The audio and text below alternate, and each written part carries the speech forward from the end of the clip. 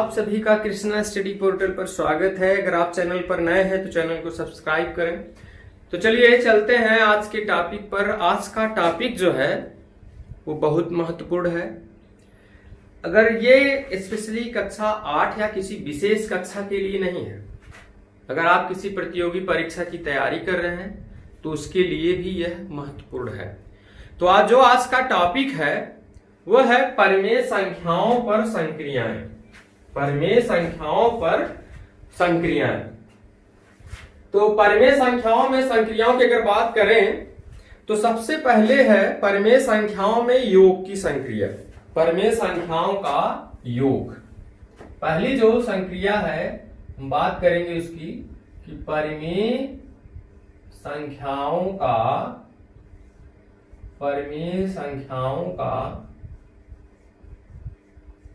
योग।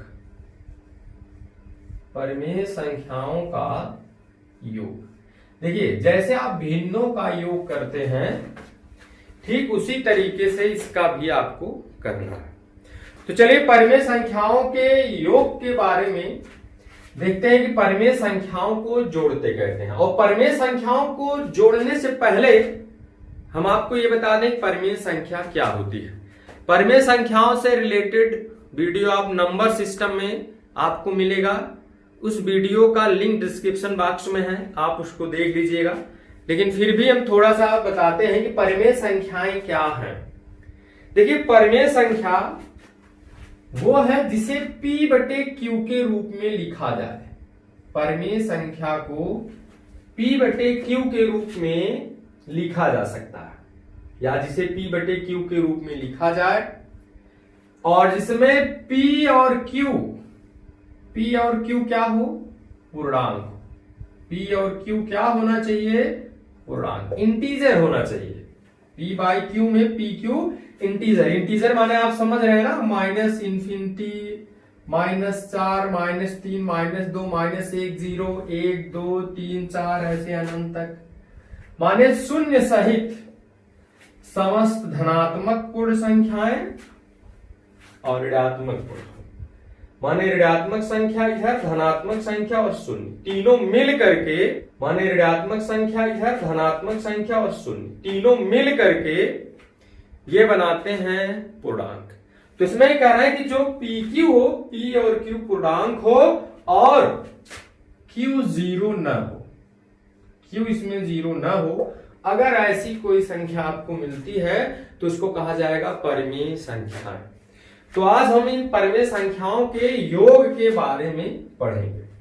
तो परिमेय संख्याओं का योग कैसे किया जाता है, तो चलिए हम परिमेय संख्याओं का योग पहली स्थिति में बताते हैं, जब परिमेय संख्याओं का हर बराबर हो। जब हर बराबर, पहली स्थिति है इसकी कि जब हर समान हो या बराबर, जब हर समान। चलिए ऐसी परिमेय संख्याओं को कैसे जोड़ते हैं। दो परिमेय संख्याओं को जोड़ना है जिनका हर बराबर है। चलिए मान लीजिए पहली परिमेय संख्या है 3/5 और दूसरी परिमेय संख्या है +7/5। पहली परिमेय संख्या है 3/5, दूसरी परिमेय संख्या है 7/5। इनका हर बराबर है, इनको कैसे जोड़ना है?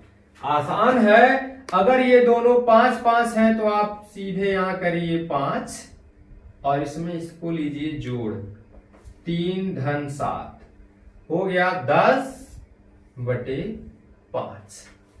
और चाहे तो इसको आप और हल कर सकते हैं, 5 दूना 10, माने ये हो गया 2।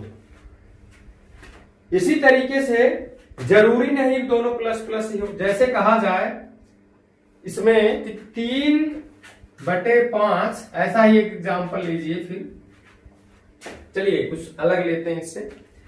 मान लीजिए 7/8।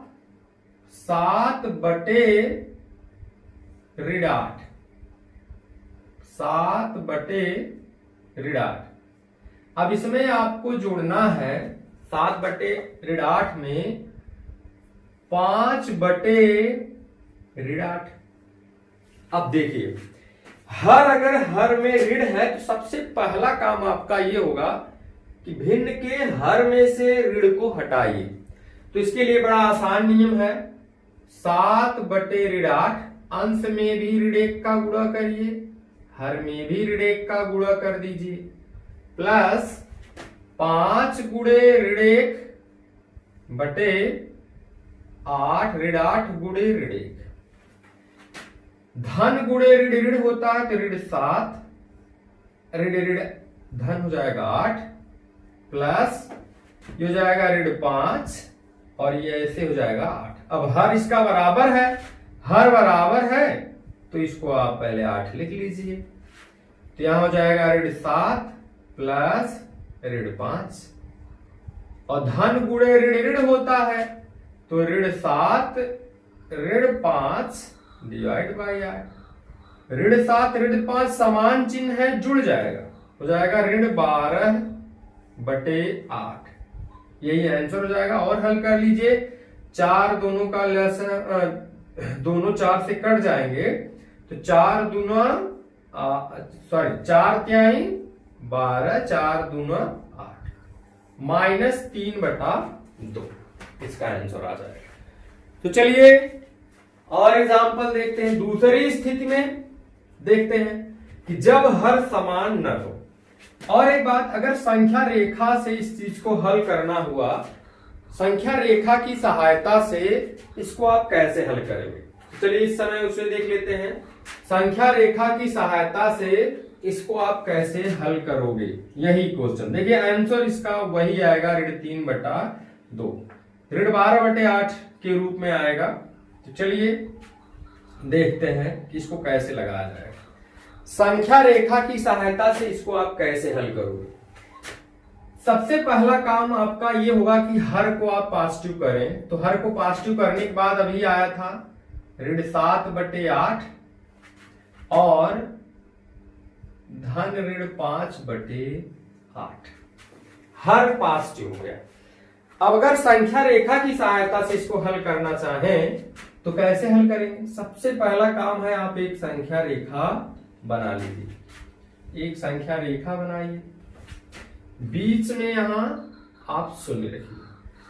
अब देखिए एक चीज ध्यान देना है, अगर हर में 8 है तो संख्या रेखा पर आप क्लास 7 में ही पढ़े होंगे कि अगर हर में 7 है दोनों का तो एक विस्थापन 1/7 का होगा।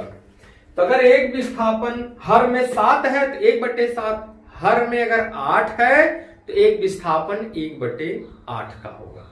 तो चलिए एक विस्थापन अगर 1/8 का हुआ तो यहां से आगे बढ़िए, क्या मिलेगा पहले आपको 1/8, फिर ऐसे 2/8, फिर ऐसे 3/8, 4/8, 5/8, 6/8, 7/8, 8/8। 8/8 का मतलब होता है 1। ऐसे आगे आप बढ़ते जाएंगे। इस तरफ जब आएंगे आप तो आपको निगेटिव संख्याएं मिलेंगी, माने -1/8, -2/8, -3/8, -4/8, -5/8, -6/8, -7/8, ऐसे आगे बढ़ाते जाइए। -8/8, ये हो गया -1, -9/8, -10/8, -11/8, -12/8, ऐसे। चलिए अब हुआ आपको अगर जोड़ना है इसमें 7/8 में 5/8 अगर आपको जोड़ना है तो कैसे जोड़ेंगे। तो चलिए ऋण 7/8 और ऋण 5/8 को जोड़ना है। पहले यहां देखिए चिन्ह कौन सा है, ऋण है, तो आपको ऋण की दिशा में 7 खाने आपको चलने हैं। ऋणात्मक दिशा में 0 से 7 खाना आपको पीछे आना। एक खाना 1/8 का है तो ऋण 7/8 हो जाएगा। 1 2 3 4 5 6 7, आप यहां पहुंचेंगे, इसको आप ऐसे डिनोट कर दीजिए। ये हो गया ऋण 7/8। अब फिर आगे वाली क्वांटिटी देखिए कैसी, ये भी निगेटिव है। ये भी अगर निगेटिव है तो इसका मतलब है कि आपको फिर निगेटिव की दिशा में 5 खाना और चलना है। तो 5 खाना और चल लीजिए, 1 2 3 4 5। तो 5 खाना और चलेंगे तो आप आएंगे यहां, जैसे इसके आगे वाला होगा 13/8 ऐसे, ये हो गया। तो आप फाइनल यहां से कहां पहुंच गए, देखिए फाइनल आप पहुंच गए 12/8। तो ये देख लीजिए आपका आंसर आया था 12/8। तो इस तरीके से संख्या रेखा की सहायता से भी आप हल कर सकते हैं। चलिए और एग्जांपल देखते हैं इसमें, कि जब परिमेय संख्याओं को जोड़ना हो तो आप कैसे समान नियम और संख्या रेखा की सहायता से जोड़ेंगे। चलिए मान लीजिए है 3/4 प्लस माइनस 1/4, इसी को जोड़ना है, इसी को जोड़ना है। तो देखिए पहले ही कंडीशन में है जब हर समान है, अगर इनको जोड़ना है तो बड़ा बहुत आसान है। ये 4 है, ये 4 है, तो ये भी 4 हो जाएगा। और फिर ये 3 है, ऋण 1 है, 3 प्लस माइनस 1, और ये हो जाएगा 3 प्लस माइनस 1/4। 3 में से 1 निकल जाएगा, 2/4 माने 1/2। चलिए संख्या रेखा की सहायता से इसको आप कैसे हल करोगे, फिर वही है, एक लाइन खींच लीजिए आप, बीच में 0। अब देखिए हर में 4 है तो इसका मतलब है कि एक विस्थापन, एक खाना इसका 1/4 का होगा। तो पहले 3/4, पहले इसको बना लीजिए, 1/4, 2/4, 3/4, 5/4, 4/4, 5/4, 6/4, 7/4, 8/4, मतलब इस तरीके से आप बढ़ाते जाइए। और इधर इससे हो जाएगा -1/4, -2/4, -3/4, -4/4, और फिर -5/4, -6/4, -7/4 ऐसे। अब देखिए इसमें करा कि पहले आपको चलना है 3 खाना धनात्मक दिशा में, तो 3 खाना चल लीजिए। तो यहां से आप पहुंचेंगे कहां, 3/4, यहां से आप पहुंच जाएंगे 3/4। फिर क्या करना है, माइनस यहां लगा हुआ, इसका मतलब -1 खाना आपको आना है विपरीत दिशा में, ऋण वाले की दिशा में। तो 1 खाना अगर ऋण वाले की दिशा में आएंगे आप, तो आप यहां पहुंचेंगे ऐसे, यहां आप आ जाएंगे, ठीक। तो अगर आप यहां पहुंच गए जब, तो आपका जो फाइनल 0 से जो आप पहुंचे हैं वो है ये, माने 2/4। ये देख सकते हैं आप, 2/4। तो इस तरीके से संख्या रेखा की सहायता से परिमेय संख्याओं को जोड़ सकते हो। चलिए अब दूसरे कंडीशन की बात करते हैं, जब इनका हर बराबर नहीं है, जब हर समान न हो, जब हर समान न हो, तब क्या हो जाएगा। देखिए ये भी आसान ही है, जैसे 5/3 धन 7/12, इसको हल करना हुआ। इसमें देखिए इसका हर बराबर नहीं है, अगर हर बराबर नहीं है तो आप पहले हर को बराबर कर लीजिए, उसके बाद पहले वाले नियम की तरह हल करिए। तो हर बराबर करने का जो नियम है वो है पहले 12 और 3 का लसा ले लिया जाए। उम्मीद है कि आपको लसा निकालना आता होगा, नहीं आता तो देख लीजिए, 2 है 3 नहीं कटेगा, 6 के 12, 2 3 वैसे रहेगा, 2 23 है, फिर 3 ऐसे, 2 दूना 4 तिहाई 12, 2 दूना 4 तिहाई 12, 3 और 12 का लस है 12 आ जाएगा। अब आपको ये ध्यान देना है, हर में 12 लाना है, ये 3 है तो 3 में कितने का गुणा कर दें कि 12 आ जाए, 3 4 12, 4 का, तो हर और अंश में 4 4 का गुणा कर लीजिए, तो ऊपर वाला हो जाएगा 5 चौक 20 और हर वाला हो जाएगा 4 तिहाई 12 और ये हो जाएगा 7/12।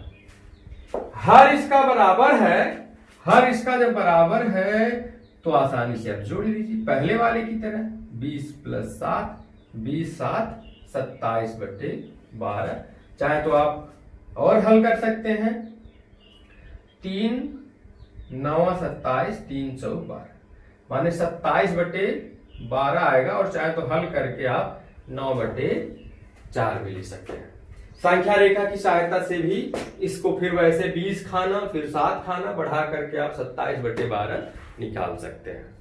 और भी है, जैसे मान लीजिए कभी कभी इस तरीके से जोड़ना आ जाता है कि पहली वाली संख्या आपको लगे कि वो भिन्न है ही नहीं, तब आप क्या करेंगे?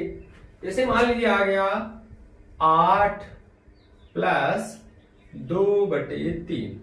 ऐसी संख्याओं को कैसे जोड़ेंगे आप? ऐसी संख्याओं जोड़ने के लिए आप यहां 1 मान लेंगे पहले से। देखिए 1 और 3 का लसा तो 3 ही आएगा। एक और नियम होता है, जब लसा में कोई परिवर्तन ना हो तो तिरछा तिरछा आप गुणा करके भी इसको जोड़ सकते हो। जैसे 8 त्रिक 24 और 2 एक्के 2 3 एक्के 3 24 2 26 /3। लेकिन जो नियम मैं अभी बताया हूं उसको आप जानते रहिए, वो हमेशा काम आएगा।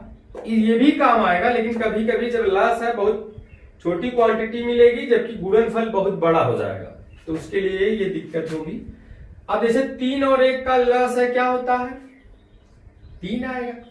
3 यहां बनाना है तो यहां 3 का गुणा करिए, ऊपर भी 3 का, तो हर में हो जाएगा 3, ऊपर हो जाएगा 24 और हो जाएगा ये 2/3। अब हर बराबर है, 3 जोड़ लीजिए, 24 + 2 24 2 26/3। ये भी आ गया, ये भी आ गया। तो इस तरीके से परिमेय संख्याओं को कैसे जोड़ते हैं आप लोगों ने देखा।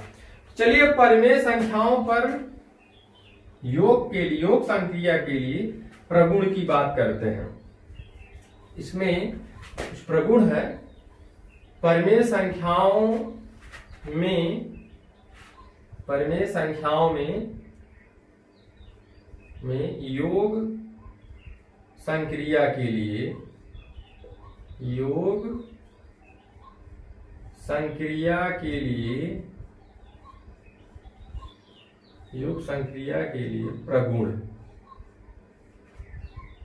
चलिए इसके प्रगुण की बात करें तो अगर आप ये पहली बार इस वीडियो को देख रहे हैं तो इसके पहले पूर्ण संख्याओं के प्रगुण के बारे में आपको विस्तृत रूप से बताया गया, जिसका लिंक डिस्क्रिप्शन बॉक्स में मिल जाएगा, उसको आप देख लीजिएगा। तब ये समझने में आपको आसानी हो जाएगी कि परिमेय संख्याओं में योग संक्रिया के लिए प्रगुण कैसे ज्ञात किया जाता है, पता किया जाता है। जैसे पहला प्रगुण होता है संवरक प्रगुण। पहला है संवरक प्रगुण, क्लोजर प्रॉपर्टी कहते हो आप इसको, क्लोजर प्रॉपर्टीज। क्लोजर प्रॉपर्टी क्या होती है? देखिए एकदम सिंपल है, अगर आप पूर्ण संख्या वाला पढ़े होंगे तो एकदम आसान है आपको समझने के लिए। चलिए फिर मिलते हैं किसी नए टॉपिक के साथ। Thank you. तो परिमेय संख्याओं का योगफल एक परिमेय संख्या होती है, मतलब 2 परिमेय संख्या है उनको आपस में जोड़ दिया जाए तो एक परिमेय संख्या मिलेगी। जैसे 2/3 एक परिमेय संख्या है और 5/3 भी एक परिमेय संख्या है, दोनों जोड़ दीजिए 7/3 आ गया, ये भी एक परिमेय संख्या है। तो निश्चित रूप से कहा जाएगा कि परिमेय संख्याओं में जो योग की संक्रिया होती है वो संवरक प्रगुण का पालन करती है। फिर इसके बाद आता है क्रम विनिमय, क्रम विनिमय प्रगुण। क्रम विनिमय प्रगुण क्या होता है? कम्यूटेटिव, जिसको आप कहते हो कम्यूटेटिव प्रॉपर्टीज। कम्यूटेटिव प्रॉपर्टीज का मतलब होता है कि 2 परिमेय संख्याओं को जोड़ दीजिए और क्रम बदलने से उसके योगफल पर कोई प्रभाव न पड़े। तो जैसे देखिए 2/3 में 5/3 जोड़ने से क्या आएगा, 5 2 7/3। अगर यही पहले 5/3 कर लिया जाए और 2/3 बाद में तो क्या आएगा, तब भी 7/3।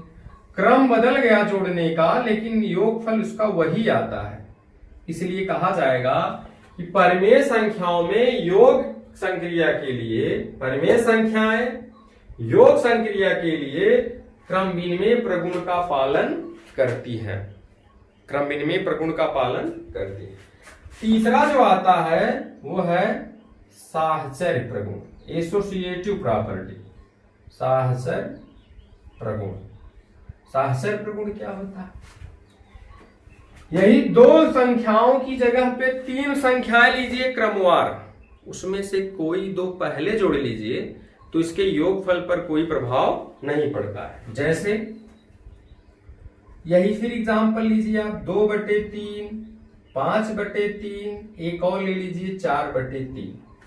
इसमें हम क्या करते हैं, पहले और दूसरे को पहले जोड़ लेते हैं। तो 5 2 7/3, तब 4/3 को जोड़ते हैं। 7/3 4/3 क्या हो जाएगा, 7 4 11/3। हर बराबर है तो आसानी से जुड़ जाएगा। वैसे इधर भी देखिए, लेकिन अब की बार क्रम वही रखना है, पहले 2/3, फिर 5/3, फिर 4/3, क्रम वही रखना है। लेकिन पहले 5/3 और 4/3 को जोड़ना है, तो हो जाएगा 2/3, ये हो जाएगा 5 धन 4/3, क्योंकि हर बराबर है। तो आप इसको लिखोगे 2/3, 5 4 9/3, फिर हर बराबर है तो 9 धन 2/3 11/3। देखिए फिर वही है। तो इसका मतलब है कि ये माने परिमेय संख्याएं जो होती हैं योग संक्रिया के लिए साहचर्य प्रगुण का पालन करती है। तो देखिए जैसे आप योग के लिए परिमेय संख्याओं में योग संक्रिया के लिए आप पढ़े हैं, ठीक वही चीज अंतर के लिए भी है। अंतर के लिए भी जोड़ने का नियम वही है जब हर समान हो, बस अंतर यह है कि जहां इसमें जोड़ रहे थे आप वही घटाना है। और संख्या रेखा पर निरूपण के लिए भी वही तरीका है, और ये प्रगुण जो है इनके लिए भी बस अंतर ये होता है कि संवरक अंतर के लिए वो संवरक प्रगुण का पालन करती है, लेकिन क्रम विनिमय और साहचर्य प्रगुण का पालन नहीं करती है।